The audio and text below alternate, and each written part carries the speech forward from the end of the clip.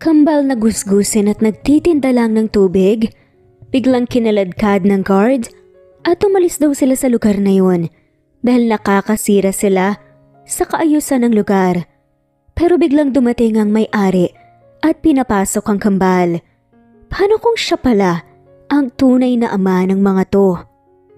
Siya si Ina Henares, nag-iisang anak at dahil sa isang kasalanan ay kinarma siya na ang bunga ng kanyang karma ay ang pagkakaroon ng bibo at mababait na kambal na sina Maria at Clara. Subalit kung may magandang pangyayari man sa buhay ko, ang dumating ay marahil yun ang bunga ng aking karma. Bunga ng aking ginawa na hindi ko pa matandaan. Ani nga ni Ina. At ang bunga na tinutukoy niya ay sina Clara at Maria. Mahilig maglako ng mineral water at chichirya para lang may pagkakitaan at makatulong sa kanilang mama Ina. Tubig po kayo riyan, ate, kuya. Chichirya po, 5 piso lang. Magkasunod na sigaw ni na Maria at Clara. Pero paano nga ba nagsimula ang lahat? Tirik na tirik ang araw habang naglalakad si Ina Henares sa gilid ng kalsada. Ilang beses niyang pinunasan ang pawis niya sa noo at pababa sa kanyang leeg. Hindi na magtataka pa si Ina kung may kakaiba na siyang amoy dahil kanina pa nga siya naglalakad at wala siyang makitang bahay na may karatulang naghahanap ng kasambahay. Bagsak ang mga balikat ni Ina at nagpatuloy na lamang siya sa paglalakad. Uuwi na naman siyang bigo at walang mahanap na trabaho. Siguro nung umulan ng kamalasan ay baka tulog pa ako. Sabi ni Ina na magulo pa ang salitang lumabas sa kanyang bibig. Kasi nga sa halip na gising ako ay hindi man lamang ako nakapagpayong. Kaya marahil walang bubong ang bahay namin o kaya naman ay tinangay ng malakas na hangin. Tulog mantika kasi ako kaya ganun ang nangyari. Nasa loko ang kamalasan. At hindi man lang ako nakasukob sa payong. Sana naman nagbigay ng warning si Papa Lord. Puro siya sorpresa. Hindi naman ako natutuwa. Sabi pa ni Ina. At tumingala sa kalangitan na naghahalo ang kulay asul at puti. Nasilaw pa ng sinag ng araw si Ina. Kaya nagbaba na siya ng tingin at bumuntong hininga. 3:00 pa naman ang hapon pero tirik pa rin ang araw. Sa muling paglalakad ni Ina ay nadaanan niya ang isang hindi kalakihan na gate, ngunit alam niyang malaki ang bahay. Wala sa sariling pumasok si Ina na parang nakalimutan ang good manners na bawal manghimasok sa bahay ng tao dahil maaari kang kasuhan ng trespassing. Tao po! Tao po! Wala po bang tao dito? Sigaw ni Ina at napatutop lang siya sa kanyang bibig. Tao nga pala ako. Makapagsabi naman na walang tao. Nandito naman ako. Ano ako, animal? Wala namang ideya si Ina na kung bakit siya pumasok. Basta, ang alam niya, kapag bukas ang pasukan, tarangkahan, ay may kakaiba sa loob. Namangha pa si Ina nang makita niya ang kabuuan ng bahay. Maganda pero ang ipinagtaka niya, wala namang gamit dito kahit halatang mayaman ang may-ari. May kalawang na rin ito at parang hindi man lamang nalilinis ang bahay. Nakakagulat naman.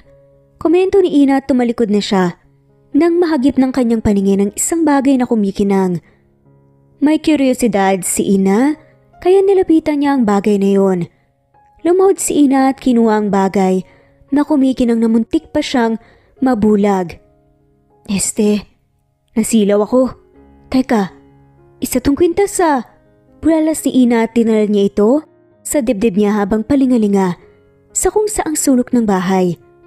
Mukha namang walang tao kaya naisip ni Ina na nakawin na lamang ang mukhang mamahaling kwintas. Pagpapakalma na nga lamang niya sa kanyang sarili. Hindi ako naniniwala sa karma. Patawad po, Papa Lord. Lilihis muna ako sa daan na. Ngayon lamang po ito, sobrang kailangan na kailangan ko po kasi. Mahinang bulong ni Ina, kasabay na ibinulsa niya Ang kwintas sa pantalon niya. Si Ina ay may mabigat na problemang kinakaharap. Ngunit nahihirapan siyang solusyonan ito dahil sa kahirapan. Kung kaya't naisip niyang magnakaw, na alam niyang malaking tulong itong kwintas kung isasanla niya. Tumayo na si Ina at dahil sa naghahalo-halong emosyon niya, excitement, ngunit may takot din, ay nadulas siya sa malagkit na sahig. Tumama sa matigas na bagay ang ulo niya at una niyang naramdaman ang kirot. Dumilim ang paligid niya at saka siya nawala ng malay. Baka sa puntong ito ay maniniwala na rin siya sa karma na kay bilis naman siyang siningil. Sa kabilang banda, umibis mula sa tricycle ang isang binatang lasing na lasing, si Peter. Natila pasan niya sa kanyang mga balikatang mundo dahil sa problema niya sa buhay pag-ibig. O pag-ibig na kay tamis noong una, ngunit pait ang magiging katapusan. Pagkanta pa nga ni Peter at lalapit na nga sana siya sa tarangkahan ng kanyang bahay nang sumigaw ang tricycle driver. "Sir, hindi pa ho kayo nagbabayad, sir!" Tawag ng driver na may matigas na pagsambit sa salitang Ingles. Bumira si Peter upang bumalik at humugot lang ng pera sa kanyang bulsa. Hindi na niya tinignan pa kung magkano ang perang inabot niya. "Keep the change, manong!" Sambit pa ni Peter na umasim bigla ang muka ng driver. "20 lang po ito, sir eh. Pa-keep the change ka pa." Ikinumpas ni Peter ang kaliwang kamay niya at tinignan na niya ang pera. 500. Saka siya tuluyang pumasok sa bahay niya. Kakanta na sana si Peter habang umiiyak nang makita niya ang isang dalaga na nakahandusay sa sahig. Namimilog ang mga mata ni Peter at dali-dali niyang nilapitan ang babae. "Cristel!" Sambit ni Peter sa pangalan ng kasintahan niya habang pasuray-suray pa sa paglalakad. Nang makalapit, binuhat na niya ito at dinala sa kanyang silid. Ibinaba sa malaki niyang kama. Itong kwarto lang ang malinis. Sa naisip ni Peter na hinahanap siya ng nobya niya ay napakasaya niya kung kaya't hindi na niya napigilan pa na halikan ito nang mariin kahit natutulog pa. Inakala niyang ang nobya niya na si Cristel ang babaeng magnanakaw. Lahat ng kanilang saplot ay nalaglag sa sahig. Makalipas ang ilang minuto at nangyari ang hindi dapat mangyari. Kinabukasan nagising si Ina sa matinding kirot ng kanyang ulo. Ngunit ang higit niyang naramdaman ay ang kirot na nasa kanyang sentro. Napabalikwas ng bangon si Ina at nanginig ang kanyang katawan nang makitang nasa malaking kama na siya. Maganda at malaki rin ang silid. Pero tama na muna ang monolog ni Ina dahil ang labis niyang ipinagtaka ay ang wala na siyang saplot sa kanyang katawan. Parang nabuhusan ng malamig na tubig si Ina nang makita niya rin ang isang lalaking nakadapa sa kama at ang hubad na likuran nito ang bumungad sa kanya. Naalala rin ni Ina ang kwintas, kaya agad na siyang kumilos upang makatakas sa pamamahay na yun. Nang hindi man lamang niya nakita ang mukha ng lalaki, iyak nang iyak siya nang makauwi sa kanilang munting tahanan. Hinanap ni Ina ang kanyang amang may sakit, kaya ginagawa niyang lahat upang maipagamot ito at malaking tulong nga ang kwintas na ninakaw niya. "Amang!" Sigaw ni Ina nang makita niya ang kanyang ama na nakahandusay na rin. Sa sahig at dali-dali niya itong nilapitan. "Amang! Amang, gising po!" Mahinang sampal ang ginawa ni Ina at nagmulat naman ito ng mata. "Ina!"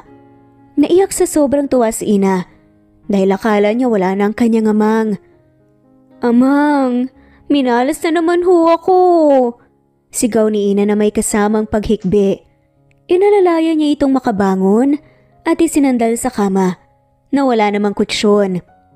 Nagsalin siya ng tubig sa baso at ito'y binigay sa kanyang ama. Natatakot si Ina na bumalik sa bahay na yon. Sa takot na baka magising ang lalaking nasa kama na mukhang may nangyari sa kanila. Na isa pa ay nasa kanya na ang kwintas. "Anong klaseng kamalasan na naman ang napulot mo sa daan, Ina?" Kunot noong tanong ni Mang Elnor ang ama ni Ina, ang nag-iisa na lamang niyang kapamilya.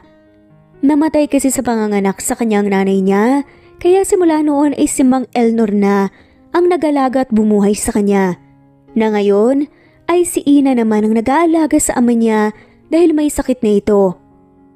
Amang, may pang-opera na po tayo para sa sakit mong lung cancer. Masayang bulalas ni Ina at ipinakita niyang kumikinang na kwintas na ninakaw niya sa mansyon. Nanlaki ang mga mata ni Mang Elnor at nagningning ang kamay na kinuha ang kwintas mula sa pagkakahawak ng kanyang anak. Nakangiti pa si Ina nang suriin niyo ng tatay niya. Ang naisip niya ay masaya rin ito sa kwintas kahit ninakaw niya lamang. Anak naman, saan mo ito nakuha? Huwag mong sabihin na ninakaw mo. Pagalit na sigaw ni Mang Elnor. Nasindak si Ina sa boses ng kanyang amang. Basta, ama, wag na po kayong magtanong. Sigaw na lamang pabalik ni Ina. Ina Henares. Sigaw ng kanyang amang. Amang, payagan niyo na po ako. Kailangan po natin eh. Mariin na napapikit si Mang Elnor at kulang na lang ay pingutin na niya ang tenga ng anak niyang si Ina. Ibalik mo yan, Ina. Ibalik mo. Alam mong masamang magnakaw ng gamit ng iba. Karma yung aabutin mo, anak. Umiiyak na sigaw ni Mang Elnor. Amang! Naiiyak na sambit ni Ina. Kahit gaano pa tayo kahirap ngayon at nangangailangan ng pera, ito ang lagi mong tatandaan. Hindi solusyon ang magnakaw upang maiahon tayo sa kahirapan. Mas mabuti pang mamalimos ka sa kalye kaysa ang kumapit ka sa patalim. Hindi baling sabihan ka na pulubi basta walang ninakaw na mga gamit at walang inapakang ibang tao at nilamangan. Kriminal ang ganyan, Ina. Sigaw pa ni Mang Elnor. Kahit wala naman ho akong pinatay, Amang, matatawag pa rin akong kriminal? Sad pa ni Ina. Dahil parang pinatay mo na rin ang taong ninakawan mo ng kwintas. Paano kung sobrang mahalaga pala yan sa kanya? Ngunit wala nang balak pa na bumalik si Ina sa mansyon dahil sa labis na takot. Hindi nga lang siya nakinig at wala naman siyang napala sa ninakaw niyang kwintas. Hanggang sa isang araw ay tuluyang binawian ng buhay ang kanyang ama. Nagbunga pa ang nangyari sa kanila ng estranghero na yon. Patong-patong na ang problema ni Ina at sa puntong ito ay naniniwala na nga siya na mabilis na ang karma. Kung may magandang pangyayari man sa buhay ko, ay ang dumating ang bunga ng aking karma. Sambit ni Ina. 7 taon nang nakalilipas at bumubuti naman ang buhay ni Ina sa piling ng bago niyang pamilya.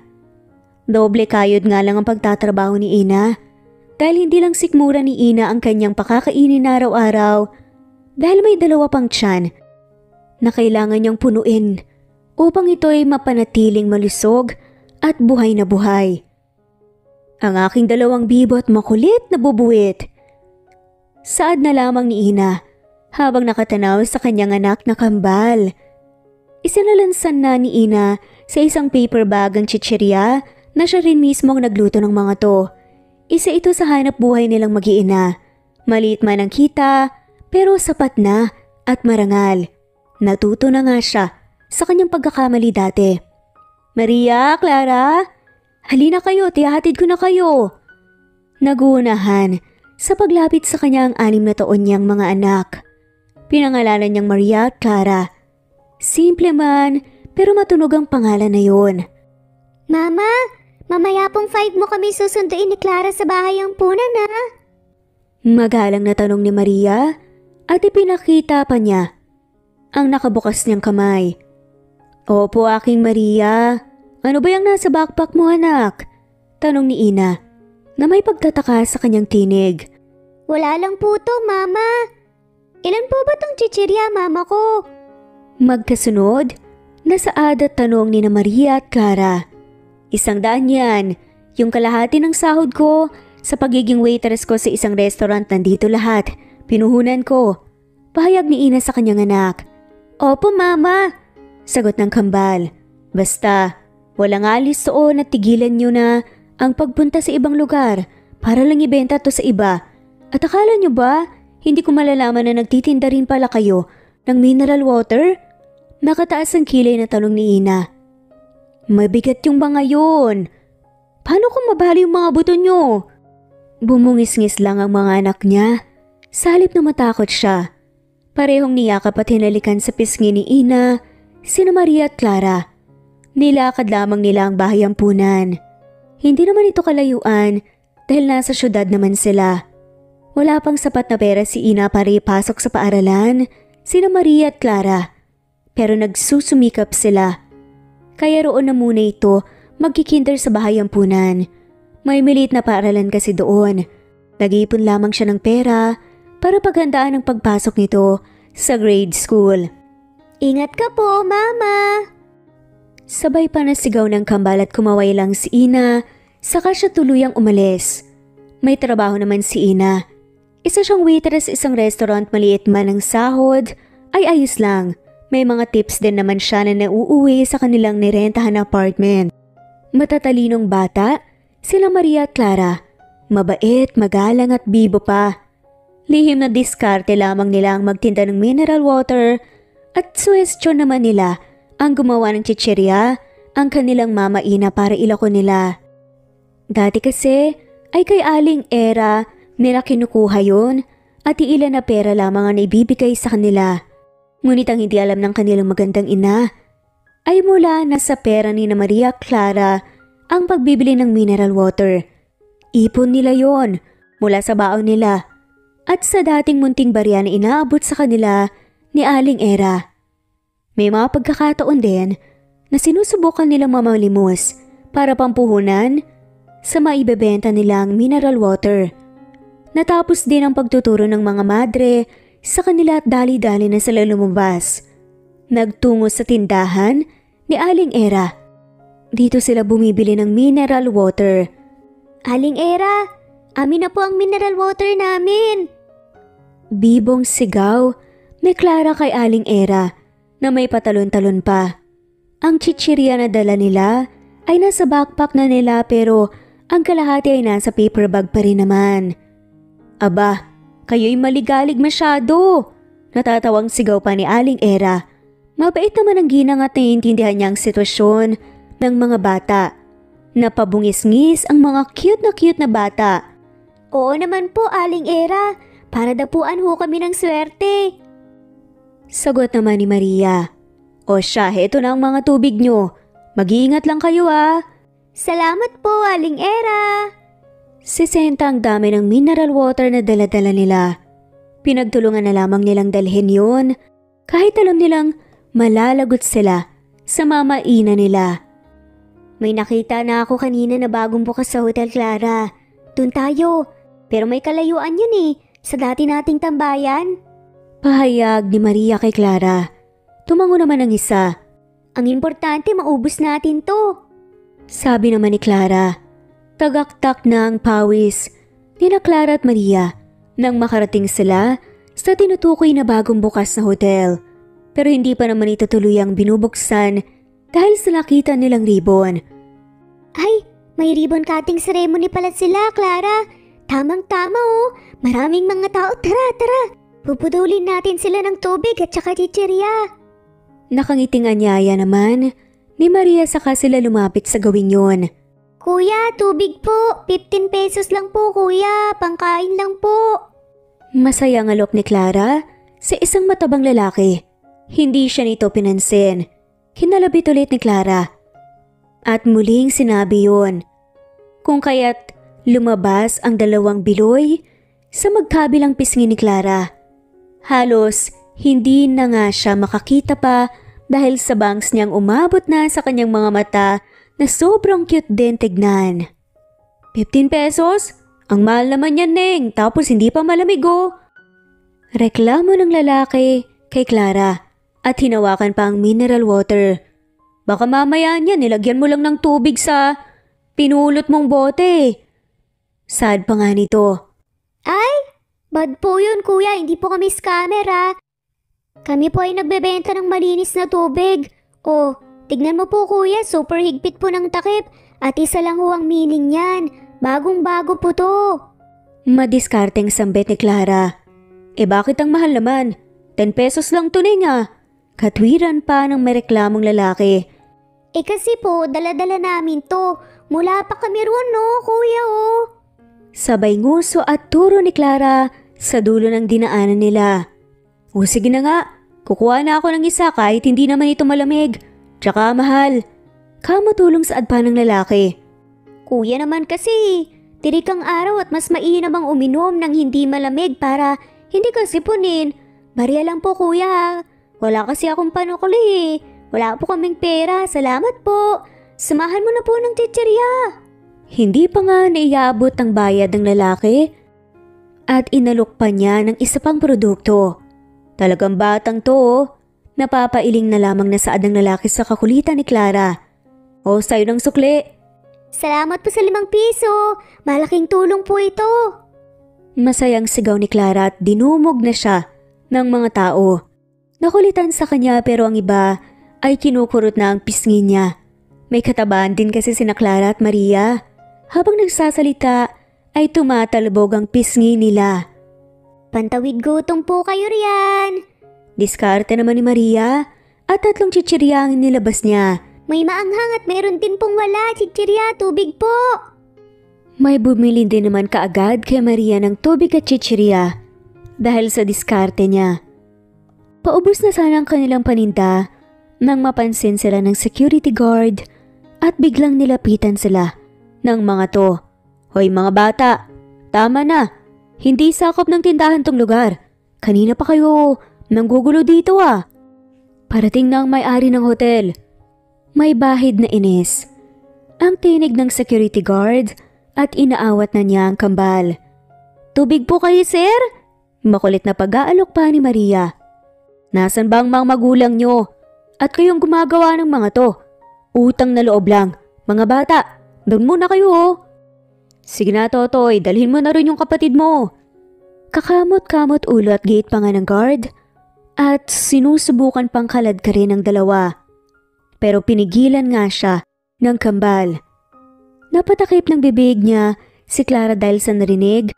Natawag sa kakambal niyang si Maria. Ang isa naman ay kumibot-kibot lang.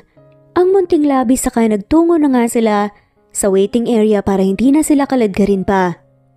Doon na sumabog ang pinipigilang malakas na hagik-gik ni Clara. Hoy Maria, Totoy ka raw oh. Totoy. Sigaw pa ni Clara. Sa halip na sumimangot at magalit si Maria dahil pinagtatawanan siya ng kanyang kakambal, natawa na rin siya. Sinadya naman ito ni Maria na mag-alalalaki siya dahil na rin kay Clara. Naisip kasi niya na baka pagpiestahan sila ng mga batang pulubi lalo na kung pareho silang babae. Kaya ang diskarte nila, nagsuot si Clara ng malaking damit tapos nagsombrero pa na parang ang tomboy.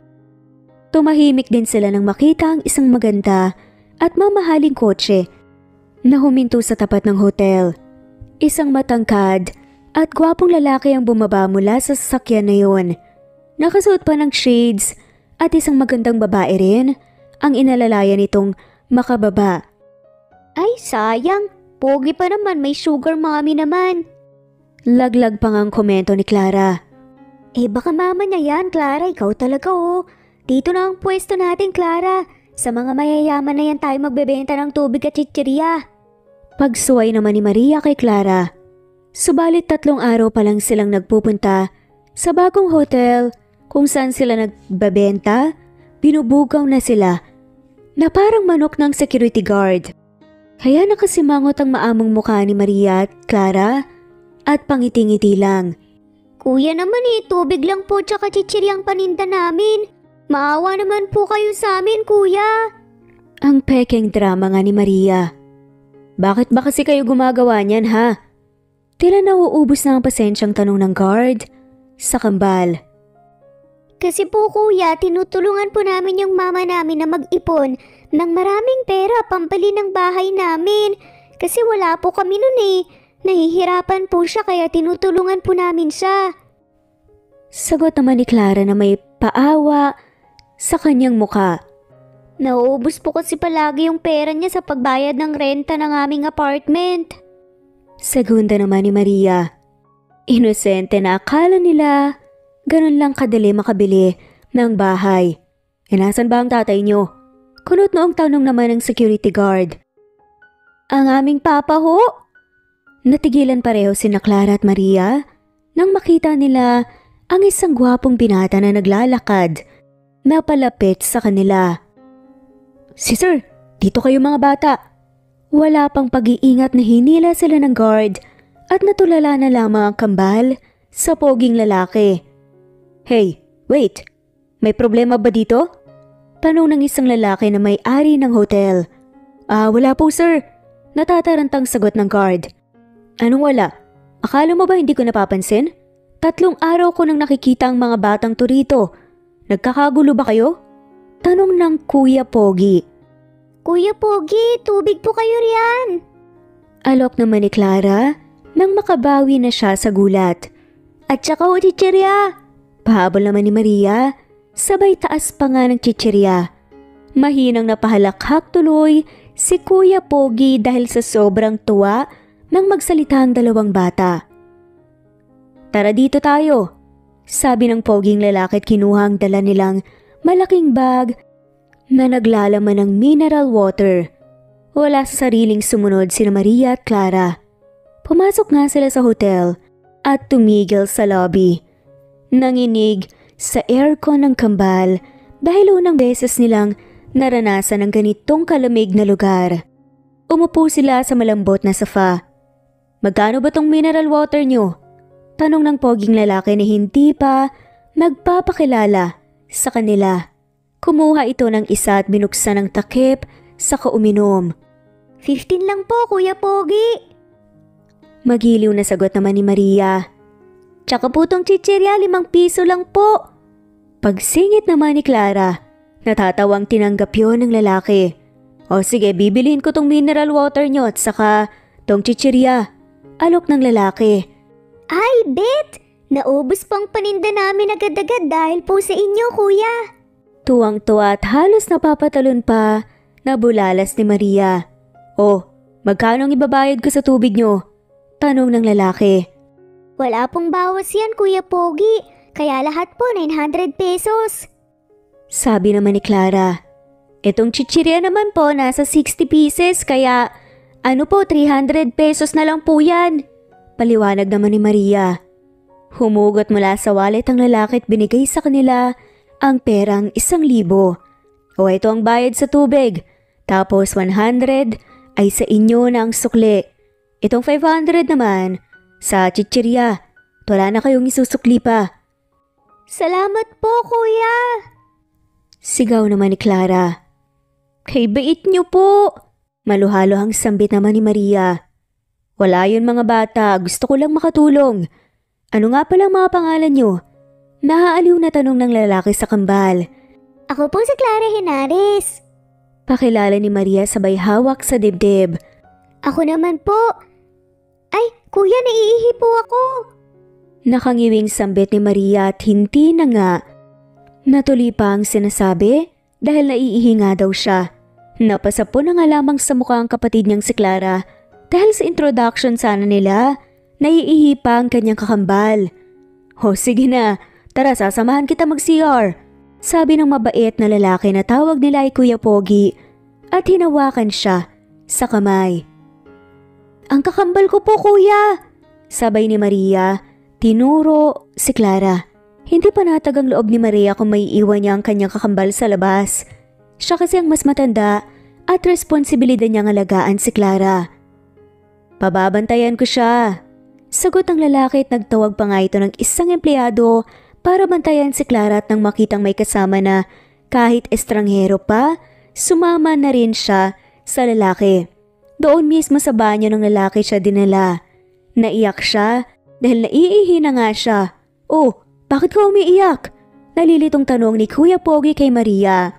Kuya, banyo po to ng mga lalaki eh. Naiiyak na sigaw ni Maria. May pagtataka pa rin sa mga mata ng lalaki. Ano naman, mga bata pa naman kayo ah. Tanong ni Kuya Pogi. Kahit bata pa po ako, deserve ko pa rin po respetuhin. Kuya, hindi po ako lalaki.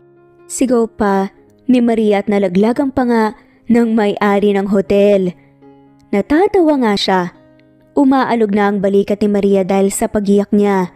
Maria Henares po pangalan ko. Dagdag pa na saad ni Maria. Ilang beses na pakurap-kurap ang lalaking nasa harapan niya. Maria at Clara? Kaya naman pala. Maria, hindi ko alam, sorry. Mabilis kinarga ng lalaki si Maria at dinala sa ladies room. Inakalan niya rin kasi na totoy si Maria. Mabuti na lamang walang tao sa banyo pero hindi rito sa kabila. Sorry mga miss, naiihina kasi ang bata eh. Nakangiwing sambit ng lalaki, binuksan niya ang pintuan. Sa isang cubicle sa kanya pinapasok si Maria. Naghintay sa labas ang lalaki na humahagik-gik. Hindi niya mapigilan ang pagtawa ng mahina. 4:00 na nang dumating si Ina sa apartment nila. Magpapahinga lang siya saglit, sa kanya susunduin ang mga anak niya. Pero hindi pa man siya tuluyang nakakapasok sa gate ng apartment nang makarinig siya ng pagbusina ng isang sasakyan. Natigilan siya at tinignan ng puting kotse na huminto mismo sa tapat niya. Bumaba ang matangkad na lalaki na artistahin. May kung ano naman sa loob-loob ni Ina ng pagmasdan ang artista. Oo, artista dahil sa sobrang gwapo nito, tangkad at maganda ang katawan na parang isa ring modelo. Binuksan nito ang pintuan sa backseat at may umibis na pamilyar na mga paa. Mama! Masayang tawag sa kanya ng mga anak niya. Mabilis naman na nilapitan ni Ina ang mga ito at hinila sa kadinala sa likuran niya. Kahit gaano pa kagwapo at kahat ang artistaheng nasa harapan niya, hindi niya ito bibigyan ng pansin. Mas importante ang mga anak niya. Bakit kasama mong mga anak ko? Sino ka? Anong ginagawa nila sa kotse mo? Sunod-sunod na tanong ni Ina sa lalaki. Nagulat pa nga ito sa malakas na boses ni Ina. High blood ka agad. Teka lang misis, huminahon ka muna. Sampit ng artista habang itinataas ang magkabilang kamay na waribay sumusuko ito. Mrs. FYI, miss pa kaya ako? Wala akong asawa pero may mga anak ako. Katwira ni Ina. Samantala si Peterson El Grande ang may-ari ng bagong bukas na hotel na pinangalanan na El Grande Hotel at siya rin mismo ang lalaki na bumili ng paninda ni na Maria at Clara. Naawa si Peterson sa mga bata na kahit tirik na tirik pa ang araw ay naglalako na ito ng tubig at chichirya. Tapos sa maliit na katawan ng mga to ay nagbubuhat pa ng isang malaking bag na naglalaman ng mineral water. May kung ano kasi sa mga bata nang makita niya ito na tila hinahaplos ng malambot na kamay ang puso niya. Gustong-gusto nga ni Peterson na yakapin sina Maria at Clara pero pinipigilan niya lamang dahil baka matakot ang kambal. Isa sa unang napansin ni Peterson ay ang mga biloy ng kambal sa magkabilang pisngi. Maski kasi si Peterson ay may garoon na biloy. Tapos ang nakakatuwang pangyayari ay ang inakala ni Peter na lalaki ang isang kambal. Hindi naman pala, kasi naman sa pananamit nito, ibang-iba kay Clara. Easy miss, mabuting tao ako. Hinatid ko lang ang kambal. Nasa tapat kasi sila ng hotel ko kanina. Nagtitinda sila ng mineral water tsaka chichirya. Paliwanag ni Peterson upang huminahon na ang babae. Ang ina ni na Maria at Clara. Talaga namang may pinagmanahan dahil maganda ang mama ng mga to. Kahit simple lang kung manamit ito at walang kolorete sa maamo nitong muka. Saan yung hotel mo? Tanong ni Ina kay Peterson. Hindi pamilyar kay Ina ang mukha ng lalaki pero ewan ba niya sa kanyang sarili kung bakit parang ang bilis ng tibok ng puso niya. Malapit lang sa Caltex. Sagot ni Peterson. Teka, yung bagong bukas na hotel? Tanong naman ni Ina at tumango ang lalaki. Ay, Maria! Hala ka naman anak, Bakit suot-suot mo na naman yung damit ko? Malaki to eh. Tsaka bakit nakasombrero ka? Nako, para ko tuloy lalaki dyan sa suot mo. Masyado ka nang naabala, sir. Pasensya na po kayo ah. Sige po, baka po busy pa kayo. Saad na lamang ni Ina. Kay Peter. Hindi mo man lang ba ako halokin ng tubig man lang, miss? Tanong ni Peter para tumaas ang kilay ni Ina. Nang sumabat pa ang isa sa mga kambal. Kuya Pogi, bakit po kasi iniwan ninyo po ron sa hotel ang mineral water na binili nyo? Pagsingit ni Clara. Mabait po si Kuya Pogi, Mama. Binili niya po ang lahat ng paninda namin. Tapos po, pinakain niya po kami bago niya po kami hinatid. Masayang paliwanag naman ni Maria. Maaga yatang babawian ng buhay si Ina dahil sa pinagsasasabi ng makukulit niyang anak. Estranghero lang siya, Maria. Bakit kayo sumama sa kanya? Hindi porket gwapo siya at mukhang maginoo, sasama na kayo sa taong hindi niyo naman kakilala. Mahinahon na sa adama ni Ina. Mama, kilala po namin siya. Siya po si Peterson El Grande, yung may-ari po ng hotel. Magkasabay na sigaw ni na Clara at Maria. Napahilot naman sa sentido si Ina. Stress kaagad siya sa mga anak niya. Pwede mong tignan ang ID ko, miss. Malinis ang intensyon ko at nagbagandang loob lang ako sa mga anak mo. Sa maniwala ka o hindi, magaan ang loob ko sa mga bata. Nakangiting paliwanag naman ni Peter. Tinitigan pa ni Ina ang lalaki. Mukha namang hindi ito masamang tao pero kasi naniniwala siya na minsan mapanlin lang ang mga itsura at may kulo sa loob ang ibang mababait tignan. Ngunit palalampasin niya to dahil naiuwi naman ng safe ang kambal niya. Salamat kung ganun. Sinabihan ko ng mga anak ko na wag na silang alis ng bahay ampunan para maglako ng tubig at chichirya. Pinagbigyan ko na sila nung sinabi nila sa akin na ako na lang ang gagawa ng chichirya para sa amin mapupunta ang kita. Pero makulit talaga sila eh. Gagawa pa rin sila ng paraan para maubos ang mga paninda nila. Baka iniisip mo na pinapabayaan ko mga anak ko. 6 na taong gulang pa lamang sila. Sadyang makulit na. Mahabang pahayag ni Ina. Ayaw ni Ina na isipin ng lalaki na irresponsable siyang ina. Kayong doble kayod ang trabaho niya upang mabuhay silang tatlo at mapag-aral niya sa nalalapit na pasukan sina Maria at Clara. Hindi mo kailangan magpaliwanag sa akin. Naiintindihan ko naman ang sitwasyon niyo, miss. Sabi kasi sa akin ng kambal nagtatrabaho ka raw at gusto ka nilang tulungan. Mababait sila. Napalaki mo sila ng maayos. Sabi ng lalaki. Mukha namang friendly. Mukha pang artista. Pulong naman ni Ina sa kanyang sarili. Salamat kung ganun. Sabi na lamang ni Ina at ngayon may ngiti na sa labi. By the way, I'm Peterson El Grande. 30 years old na ako. Pagpapakilala ni Peterson. Ina Henares, 25 pa lang ako. Sambit naman niya. Akala ni Ina ayun na ang una't huling araw na magkikita ulit sila ni Peterson El Grande. Pero halos araw-araw niya itong nakikita kung wala lang pasok sa Saturday at Sunday ang kambal.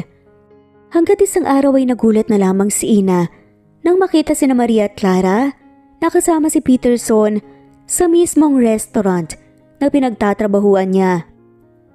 Ang mga anak kong pahamak na nakasungkit ng artistahin. Bulong ni Ina sa sarili. Ako na pong kukuha ng order.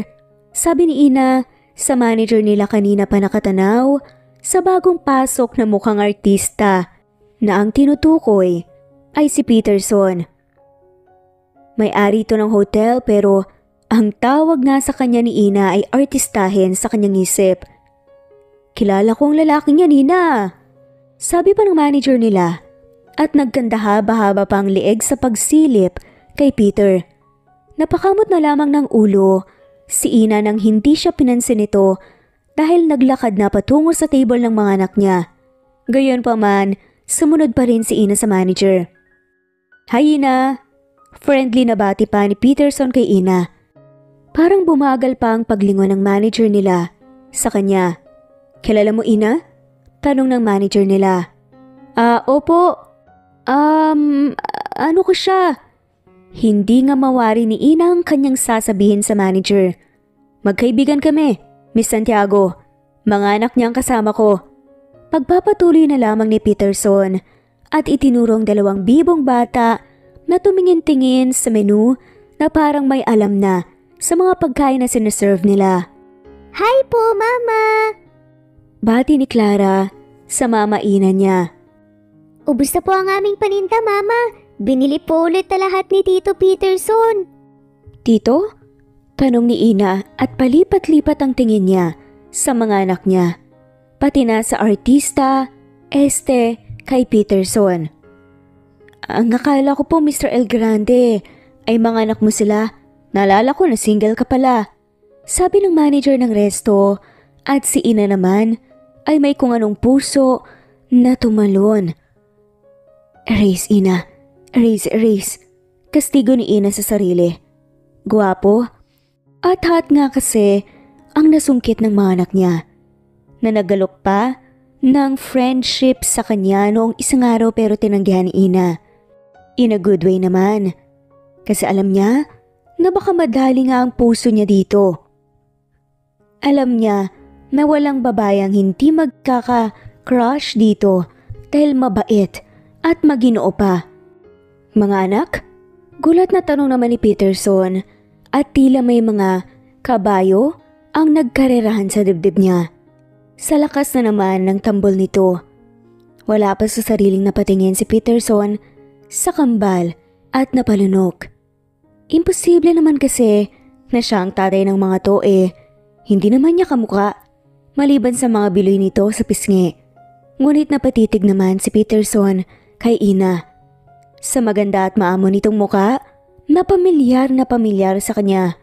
Ang kaso lang, wala naman siyang ideya kung nagkita na ba sila dati.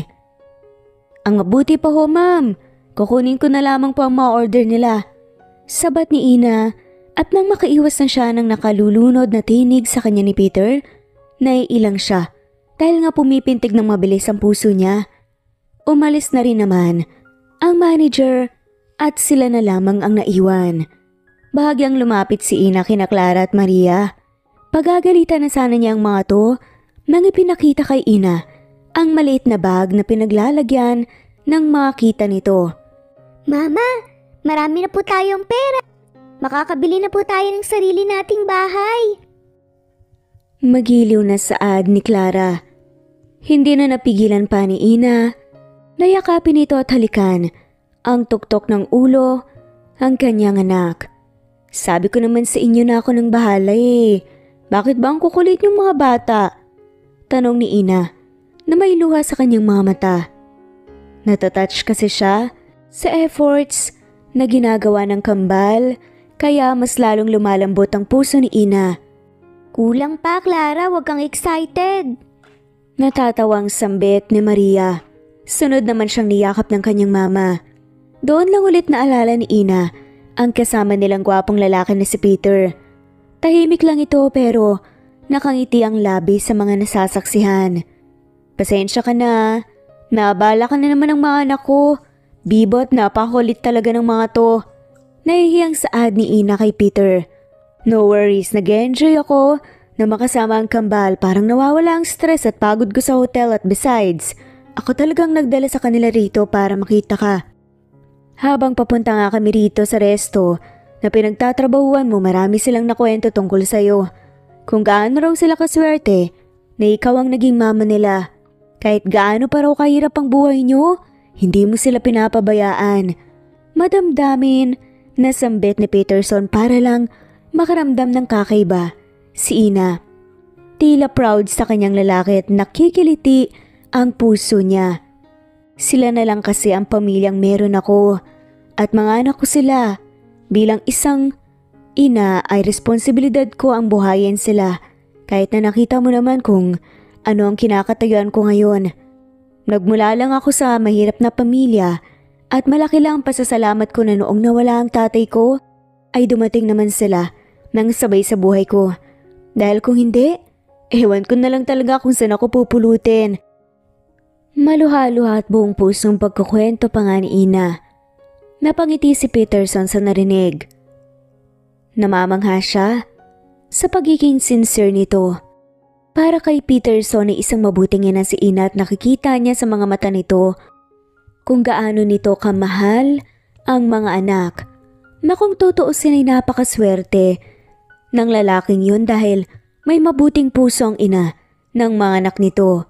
Kung si Peterson lang sanang lalaking yun, ay baka natigilan naman siya sa naisip niya. Tumikhim na lamang siya. Pwede na ba kaming mag-order? Nakangiting tanong ni Peter kay Ina. Ginantihan nito ng matamis na ngiti. Hindi ba nakakahiya na libre mo na naman ang mga anak ko, Peterson? Tanong pa ni Ina. Nahihiya pa nga siya na tawagin ito sa pangalan na first name basis. Mama, gutom na rin po kasi ako eh. Ako rin po, Mama, ang alaga ko pong bulate. Natataranta na po sa aking tiyan. Magkasunod na sabat pa ni na Maria at Clara, at si Clara pa nga ay sinadya na i-vibrate ang katawan na kunwari ay gutom na nga dahil sa mga alagang bulate. Parehong natawa tuloy sina Ina at Peter sa kakulitan ni na Maria at Clara. Ayaw mga mini ni Ina ay masaya naman siya na nakilala niya si Peter. Doon na rin nagsimulang naging close sila sa isa't isa. Sa halip na susunduin ni Ina ang kambal sa bahay ampunan ay siya mismong sinusundo ng tatlo sa resto na pinagtatrabahuan niya at pauwi sa apartment. Salamat sa paghatid sa amin, Peter ah. Nakangiting pasasalamat ni Ina kay Peter. Tumango naman ang huli. Walang anuman, Ina.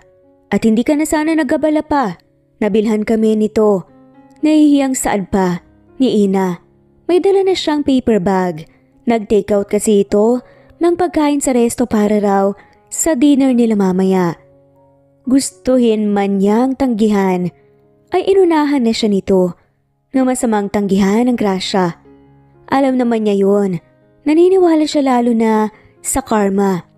Naisip ko kasi na pagod ka sa trabaho pero magluluto ka pa pala ng dinner niyo mamaya so madali lang naman. Magsasaing lang ako ng kanin. Tapos nilagang itlog ang ulam namin. Sinasabay ko na sa kanin. Pahayag ni Ina at mariin na naitikom ni Peter ang bibig niya sa nalaman na yun lang pala ang ulam nila. Samantalang si Peter ay may sarili pa siyang chef at paborito niyang niluluto palati. Napakasimple nga talaga ni Ina. Pero maswerte sa mga anak na mababait at magalang. Sige na, wag mo nang isipin yun masyado. Pumasok na kayo. Babalik na rin ako sa hotel saka. Pwede ko ba kayong yayain bukas sa hotel? Tanong ni Peter.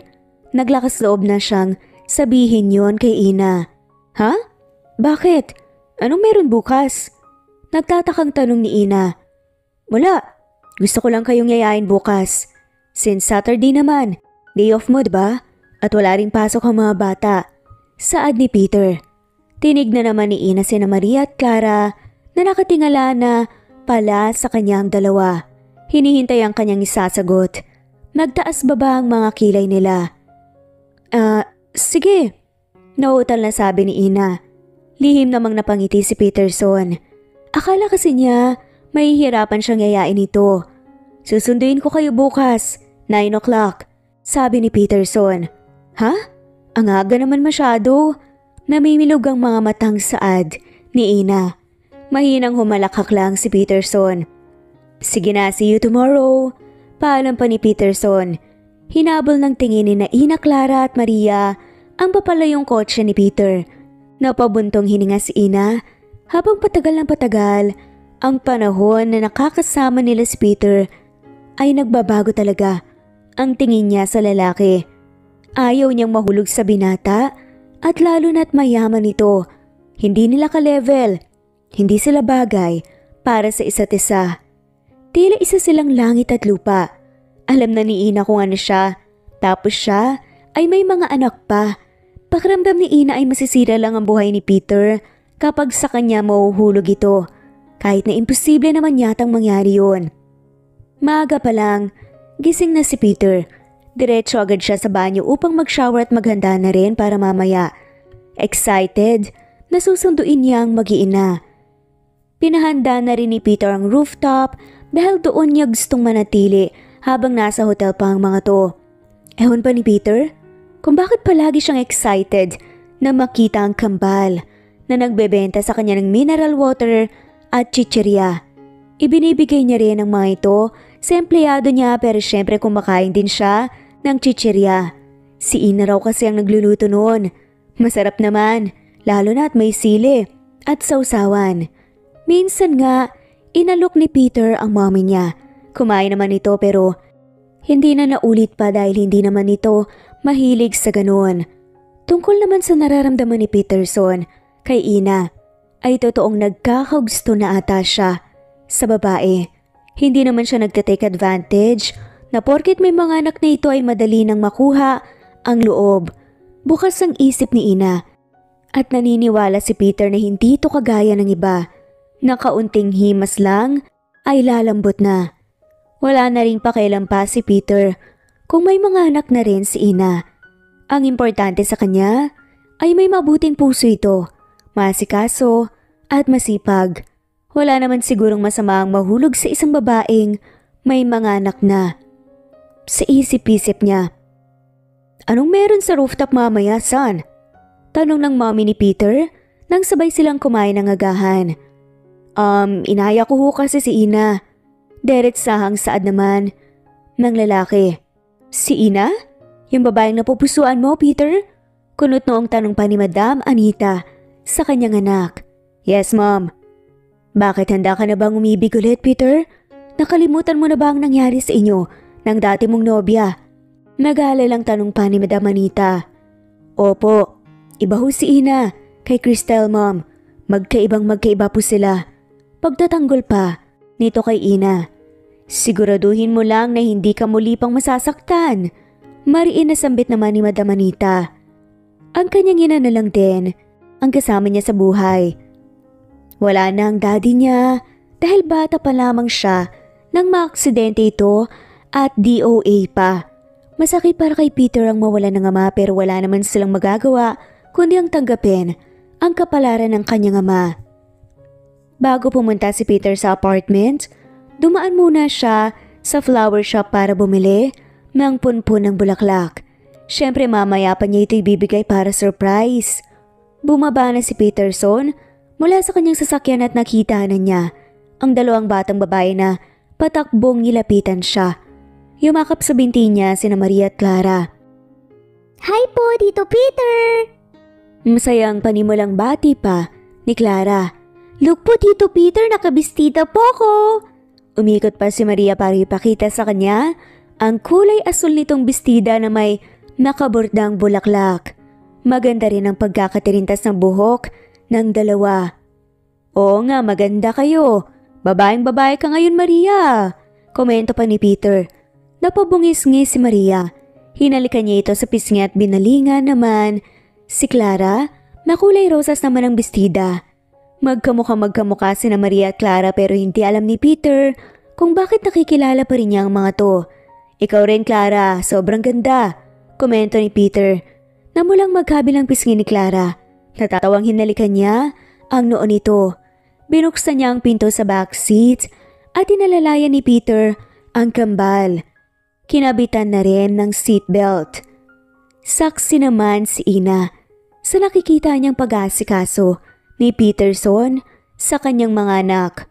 Kung tratuhin ng binata ang kambal ay parang mga anak lang nito at isa sa pinagtataka niya ay ang likuran nito. Bakit yata pamilyar sa akin ang likod niya? Tanong ni Ina sa sarili niya. Hello, Ina. Napakurap-kurap pa si Ina nang batiin siya ni Peter na parang naglalambing pa. Nahulog yata siya sa malalim na pag-iisip at hindi na niya namalayan pa na nakatitig na rin pala sa kanya si Peterson. Hi! Nautal na bati ni Ina. Naginit naman ang pisngi niya nang pasadahan siya ng tingin ni Peter. Simpleng puting blusa ang suot niya at pink na bell shape na skirt naman pababa. Pinarisan niya rin ng flat na sandals. Ang buhok niya ay lagpas sa balikat. Pinakulot pa niya ang dulo. Hindi rin alam ni Ina kung bakit nag-ayos siya ng bongga. Dahil na rin siguro hotel sila pupunta. Para naman hindi mapahiya ang binata, inayusan niya rin ang mga anak niya. Humakbang palapit sa kanya si Peterson. Tipid na ngumiti lang si Ina pero nabigla siya nang halikan siya nito sa pisngi. Magaan at mabilis lang pero pakiramdam ni Ina ay nagtagal yon ng ilang minuto. Ang lakas ng impact sa kanya at tila lalabas na mula sa ribcage niya ang puso niya na grabe ang bilis ng tibok nito. May kung ano sa isip niya ang gustong tumili nang dahil sa kilig. Lahat din yata ng dugo niya umakyat sa kanyang ulo at natulala saglit si Ina sa kanya inayang sumakay sa kotse. Wala pa sa sarili si Ina pero sumunod na lamang siya kay Peter. Bakit may pakis pa? Reklamo tuloy ni Ina sa isip-isip niya. Wow, ang ganda po rito, Tito Peter. Bulalas ni Maria at patakbong lumapit sa may railing upang makitang magandang syudad ng Manila. OMG, people, super ganda naman dito. Masayang sigaw rin ni Clara na sumunod sa kakambal. Humigpit naman ang hawak ni Ina sa shoulder bag niya nang hawakan siya ni Peterson. Sa sikot pinaghugot pa siya ng upuan. Salamat, tipid na sabi ni Ina. Ngumiti naman si Peterson. Isa-isang tinanggal ni Peterson ang takip at nakita ni Ina na puro pagkain yun na pangagahan. Halos malaglag na ang panga niya. Tapos na. Iba po ito, miss. Pagputol naman ni Peter, sasabihin niya sana. Pero ang dami mo namang pinahanda, sambit ni Ina. Tinawag nito ang kambal. Kakaibang sigla at kislap sa mga mata ni na Clara at Maria ang makikita ni Ina. Ngayon lang kasi kakain ng mga to. Nakakaibang agahan. Nakaramdam ng awa si Ina. Sapagkat simple lang din ang kaya niyang ibigay sa mga anak niya. Ngunit kontento naman na ito.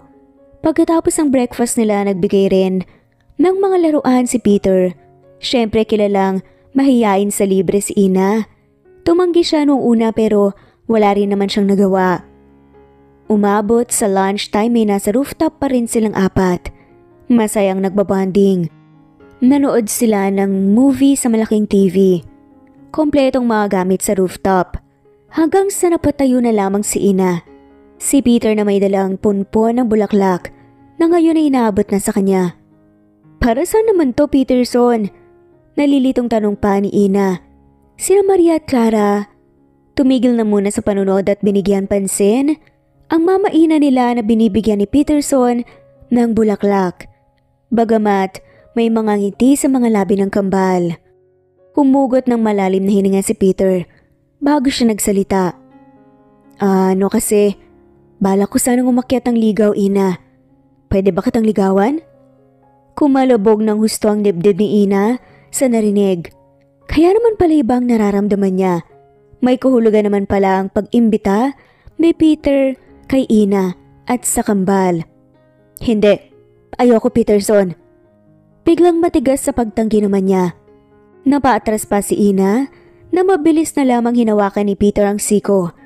Pero Ina, ayoko, Peter. Huwag mo na akong ligawan. Malamig na saad ni Ina. May lungkot na dumaan sa gwapong mukha ni Peter. Pero bakit? Bakit mo muna ako liligawan?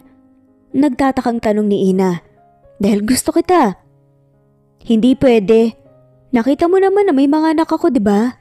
Tignan mo, dalawa pa sila. At bakit mo magugustuhan ng isang katulad ko? Isang dalagang ina na gaya ko, Peterson? Hindi ako nakapag-aral ng kolehiyo. Na kahit high school, hindi man lang nakagraduate. Dahil mahirap lang ako. Wala akong may pagmamalaki sa'yo kundi ang magandang mukha ko lang. Ina, hindi ko naman kailangan ng babaeng may mataas sa pinag-aralan. Hindi ko kailangan ng isang babae na galing sa mayamang pamilya o sopistikada. Gusto kita dahil mabuting tao ka. Well, bukod pa sa maganda ka, gusto kita dahil mapagmahal ka sa mga anak mo. Hindi ko minamalitang sarili mo at ang pagiging single mother mo. Ang gusto ko sa isang babae ay may busilak na puso at sa'yo ko lang yun nakita. Oo, masyadong mabilis ang pangyayari. Pero anong magagawa ko kung gusto kita? At nandoon na rin ako Sa puntong mamahalin na rin kita. Malinis ang intensyon ko, Ina, sana maniwala ka. Pahayag ni Peter na punong-puno ng sinseridad na ikinagulat naman ni Ina. Wala naman kasing espesyal kay Ina. Oo, maganda siya kahit may 2 ng anak. Marami pa rin namang mga kalalakihan ang napapatingin sa kanya pero hindi niya yon pinibigyan pansin. Dahil nga may mga anak na siya. Baka mamaya niya na'y matatakot pa ang mga to kapag nalaman na single mother lang si Ina. Ni hindi niya nga kilala ang ama ng mga anak niya pero alam pa rin naman ang mansyon kung saan ito nakatira. Hindi nga lang niya sinubukang puntahan. Peter, bigla namang lumuhod sa tapat ni Ina si Peter. May pagmamakaawang tinignan siya nito. Hayaan mo naman ako, Ina, please. Hayaan mong patunayan ko sa'yo ang sarili ko na maganda ang intensyon ko sa'yo. Sa inyo ni Clara at Maria. Handa rin akong tumayo ng ama nila at dadalhin nila ang pangalan ng pamilya ko. Sad pa ni Peter. Sa buong buhay naman ni Ina, alam niyang kakambal na niya ang kamalasan at dahil sa makasalanang ginawa niya noon ay namatay ang kanyang ama. Yun ang paniniwala niya. Bunga ng karma ang lahat. Ito na nga ba ang inilaan ni Papa Lord kay Ina na kaswertehan? Ang makakilala ng isang lalaking may busilak ang puso at handang tanggapin ang kung ano man siya ngayon. Ngunit may takot pa rin kay Ina na baka masaktan lamang siya sa huli subalit hindi pa niya nasusubukan yon. Peter. Pagputol naman ni Peterson sa sasabihin niya, hayaan mo lang ako, Ina. Hindi naman ako nagmamadali. Willing pa rin ako maghintay sa'yo. Nasagutin mo. Marami pang oras upang kilalanin ako lalo't. Willing na willing ako magpakilala sa'yo. Please. Napabuntong hininga na nga lamang si Ina. Pero kalaunan, tinanggap rin ni Ina ang bulaklak. Tumayo ang binata at mahigpit siyang niyakap. Yes! May poging daddy na kami! Magkasabay na sigaw ni na Maria at Clara. Nahiya si Ina sa sinabi ng mga anak niya. Ayos lang sa akin na tawagin nila akong gano'n, Ina. Napangiti na lamang si Ina. Salamat. Maraming buwan pa ang lumipas at nagpatuloy ang panliligaw ni Peter kay Ina at naging regular customer na rin siya ni na Clara at Maria.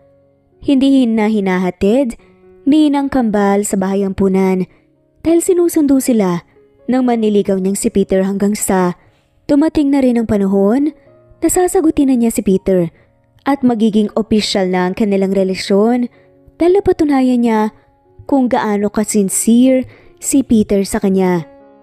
Hindi naglaho ang ngiti ng kanyang nobyo at dahil sa labis na tuwa ay nahalikan siya nito sa mga labi niya pero mabilis lang naman yun. Ngayon naman nasa mall sila, hindi para mag-date, kundi bibili sila ng school supplies ng Kambal. Next week na kasi ang pasukan. Tama na, marami na yan, Peter. Ako ang magbabayad, don't worry. Sambit naman ni Peterson. Nako, yan ang ayaw ko, Peter eh. Ako nang bababayad. Mabilis sasabi ni Ina. Pero Ina, bago pa lang tayong magkarelasyon, huwag mong hayaan na mag-away agad tayo. Sige ka. Pananakot pa ni Ina. May kinatawan na lamang ng mga batang kasama nila. Sige na nga. Pagsuko na lamang ni Peter. Napangiti si Ina dahil may takot ang nobyo niya.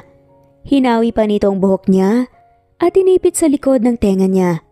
Hinawakan ni Peter ang baba ni Ina at iniangat nito, saka siya siniil ng mariin na halik.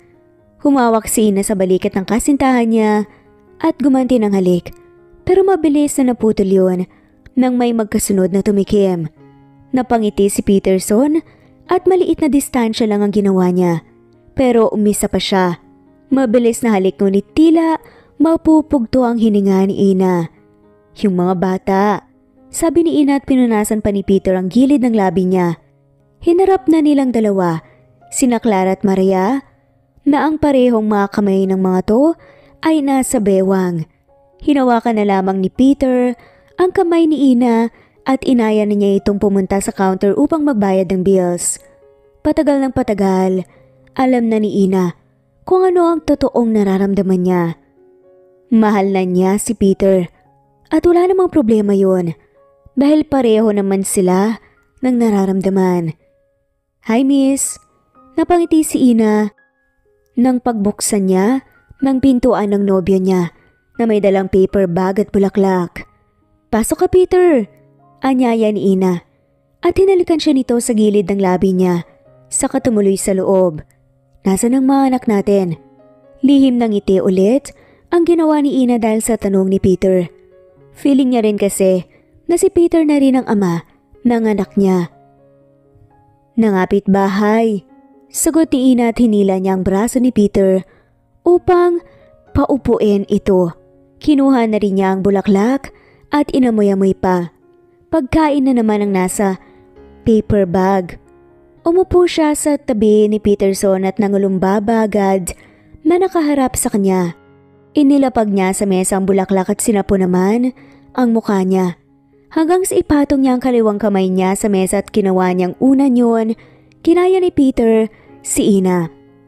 "Napakaganda mo sa malapitan, Ina," malambing na sabi ni Peterson at sinuklay ang mga daliri nito sa buhok ni Ina. Hinawakan naman ni Ina ang panga ni Peter. "Sa kabila pala ng kamalasan ko sa buhay, ay dalawang magandang pangyayari ang dumating sa akin, Peter," nakangiting sabi niya. "At ano naman yun?" tanong ni Peter na nasa boses niya ang interes. "Kayo ng mga anak ko. Maswerte naman pala ako sa inyo," wika ni Ina at kinintalan ng marahan na halikang labi ng kanyang nobyo. "Mahal kita."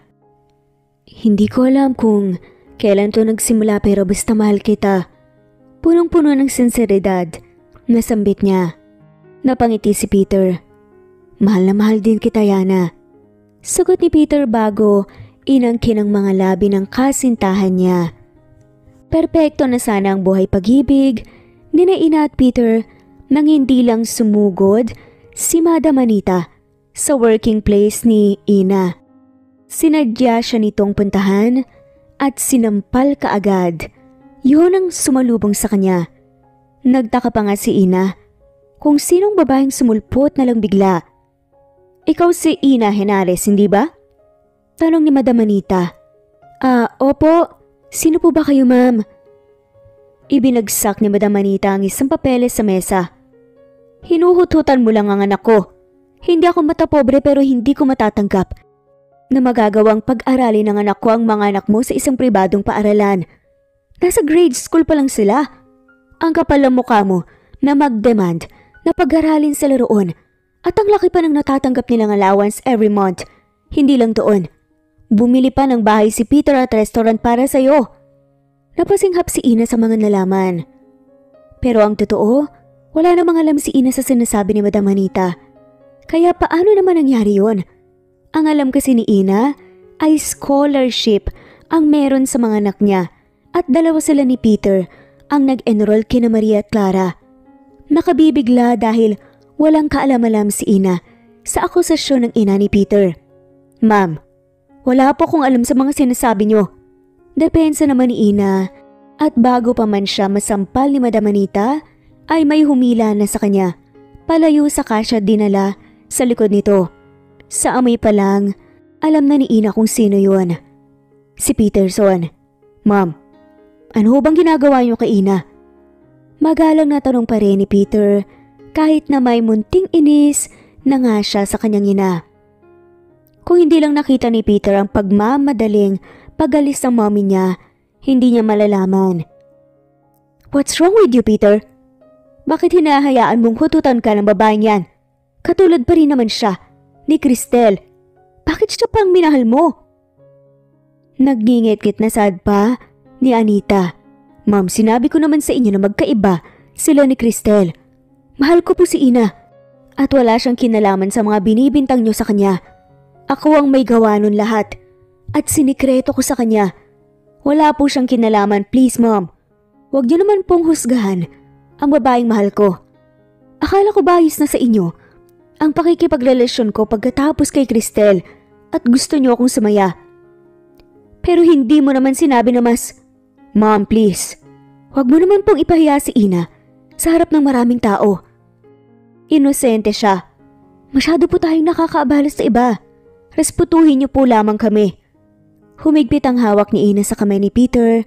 Hindi niya akalaing ipagtatanggol pala siya ng nobya sa mami niya. Peterson, mariit na sambit na nga lamang ni Madam Anita sa pangalan ng anak niya. I love her, Mom. Umalis na lang si Madam Anita na may sama ng loob. Sakay na rap ni Peterson ang nobya niya at ngayon umiiyak na. Nanginginig din sa takot si Ina.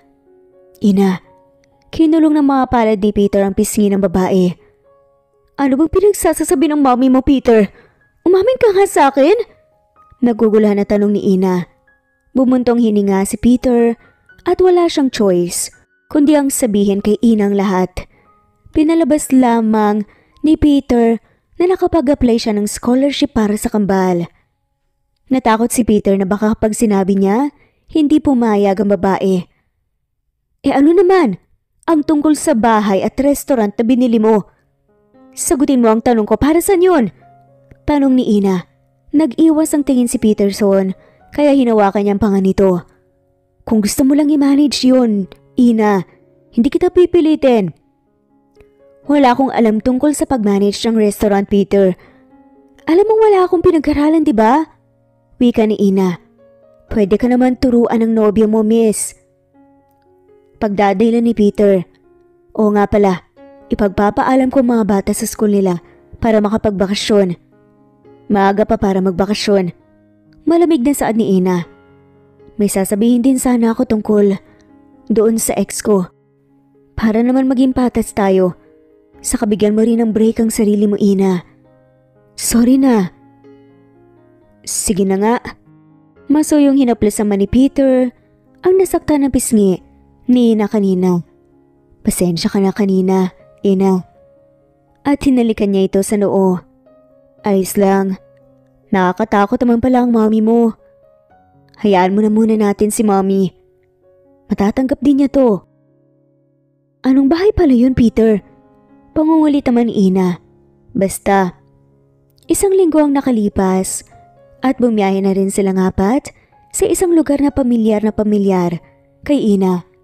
Hindi na nga siya mapakali habang nakaupo sa passenger seat. Nasa backseat naman sina Clara at Maria.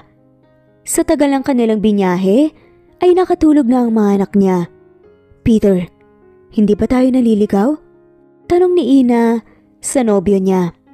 Hindi nandito ang bahay bakasyonan ko. Sagot ni Peter at nanlamig si Ina. At tiga rito ako, Peter. Saad naman ni Ina. Talaga? Nice! Nandito na tayo. Komento ni Peterson na parang wala lang dahil wala naman siyang kaide-ideya. Agad na umibis sa sasakyan si Peterson at una niyang pinagbuksan si Ina. Inalalayang makababa. Ginising na rin ang kambal. Samantalang si Ina, umawang ang labi niya sa gulat at tila may nakita siyang multo sa malaking bahay. Wow! Ang ganda po ng bahay niyo, Daddy Pogi! Komento ni Maria. Si Clara buhat-buhat na ni Peterson dahil inaantok pa at wala pang energy magsalita. Tara na. Saad pa ni Peter. Mamaya ako na kukunin ng mga bagay natin. Wala pa rin sa sarili si Ina na sumunod siya sa mga to. Ang lakas ng tambol ng dibdib niya. Ibinaba ni Peterson sa sofa si Clara at marahan niyang tinapik-tapik ang pisngi nito. Napansin naman niya si Ina na nakatulala na lang habang pinagmamasta ng buong sulok ng mansyon. Ang lambot po ng sofa! Komento ni Maria nang umupo siya sa tabi ng kakambal niya. Inayos ka lang ba? Baby, naghahalang tanong pa ni Peterson sa nobya niya at hinawakan ng magkabilang pisngi nito. Itong bahay, Peter. Ikaw ba ang may-ari nito? Tanong ni Ina. Dahan-dahan namang tumangon si Peterson. Oo, magpipitong taon na. Binili ko tong bahay na to nung naghiwalay kami ni Cristel. Ginusto ko lang naman na lumayo noon. Bakit, may problema ba? Nalilitong tanong ni Peterson. Kumibalay sa kanya si Ina at napaupo ito sa sofa. Kinuha ang backpack, Cleo? nadala nila Gina Baez? at naglabas ng tumbler. Josefina Rubio? Umupo si Peter sa tabi ni Ina Code? at tinagaw sa mga kamay nito Merlily? ang tubig para Anita siya na Hernando? ang magbukas sa kanya Juby binigay kay Ina. Hernandez? Mabilis Ana na mga Vencer? uminom ito at pansin Luz niya Pimentel Rivera? ang bayolenteng paghinga. Anita? Kinatakot mo naman Nerlani? ako eh. Kinakabahan na Emily? sambit ni Peter. Mamerto Gayawan Jr. Ang bahay na to, Peter. At shoutout Teka, na ito sa lahat ng maulang may kinuha pa ito mula sa sumusubaybay. bag Maraming nagkalkal. salamat po. Ina, Thanks ano for ba talagang listening. nangyayari? Kinakabahan na tanong ni Peter. Tama, andito pa. Heto, tignan mo to Peter. Baka alam mo kung kaninong kwintas to. Kinuha naman ni Peterson ang kwintas at tinignan niya to. Nabigla pa siya nang maalala kung anong kwintas to. Kay Crystal to. Ibinigay ko to sa kanya dati. Wait, paano mo nakuha to, Ina? Kasi nanginginig ang mga labi ni Ina. Kinakabahan siya sa aaminin niya ngayon. Kasi ninakaw ko to dati. Sa inakala kong makakatulong ito sa tatay kong may sakit. Binala kong isang lato dati pag amin ni Ina sa katotohanan. Tapos, hindi mo naman sinangla. Parang wala kay Peterson ang kasalanan na ginawa ni Ina. Paano kasi nung tatakas na sana ako, bigla akong nadulas. Tumama ang ulo ko sa sahig at nawalan ako ng malay. Nagising na lang ako sa... Tinignan ni Ina ang mga anak niyang kanina pa nakatitig sa kanila. Nagising na lang ako sa magandang silid. Saka may kasama ako, ang lalaking hindi ko kilala at sila ang mga anak ko. Naging anak namin nung nakasama ko ng isang gabi. Ang bunga ng karma. Mama! Bunga ng ginawa namin ng lalaking yon. Pagtatama ni Ina nang makita niya andun pala ang kambal. Para naman sa kanya good karma ang kambal. Datman Ina, ang bahay na to, ako lang naman ang... Kung ganun, sina Maria at Clara, sa akin sila? Sa atin sila? Nautal na tanong ni Peter. Hindi ko kilala ang lalaking yun, maniwala ka. Kaya hindi ko nagawang hanapin at sabihin. Tama, may naalala ko. Ang akala ko ay si Cristel pero hindi alam ni Cristel. Ang bahay bakasyonan ko. Ang akala ko nung una siya. Lasing kasi ako. Doon na nga nabunyag ang katotohanan. Tignan mo nga naman ang tadhana sadyang mapagbiro. Ang ama ng mga anak ni Ina ay ang minamahal niyang nobyo na si Peterson. Kaya pala magaan ang loob ni Peter sa kambal at hindi na kailangan pa ng DNA test. Sa dimples pa lang ng mga to alam na. Sa huli ay natanggap pa rin ni Madam Anita ang kasintahan ng kanyang anak. Kinailangan lang niya ng oras para makapag-isip-isip at ma-realize na hindi na niya dapat pa pigilan ang anak na maging masaya kasama ang pamilya nito. Lalo na ang nakabuntis pala kay Ina ay si Peterson at mga apo pala niya, sina Maria at Clara. Hindi na siya naging hadlang pa at naging mabuti sa kanila. Mama, umiiyak na naman po si Gerson! Sigaw ni Clara isang araw sa mama Ina niya. Nasaan ba ang papa niyo, Clara? Tanong naman ni Ina sa anak. Ewan ko po, sagot ni Clara. Iniwan na muna ni Ina ang trabaho niya sa kusina.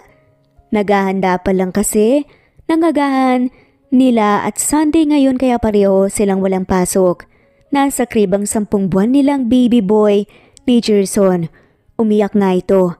Oo, nagkaroon nga sila ng anak makalipas ang 1 taon at kalahati na pagiging mag-asawa nila. At wala na silang mahihiling pa dahil sobrang saya nila. Ang bunso namin! Kinarga ni Ina ang anak niya. At ilang beses na hinalika ng magkabilang pisngin nito. Umupo siya sa sofa at mabilis na tumabi si Clara. Doon lang lumabas ang magama niya na sina Peterson at Maria. Happy birthday, baby! Napapailing si Ina dahil sa sigaw ng asawa niya. Iniwan mo na naman dito ang anak mo, honey. Sermo naman ni Ina kay Peter pero napangiti lang siya sa huli. Ang poging daddy ni na Maria at Clara na ngayon ay meron na rin silang bunso na isa pang pogi na si Gerson.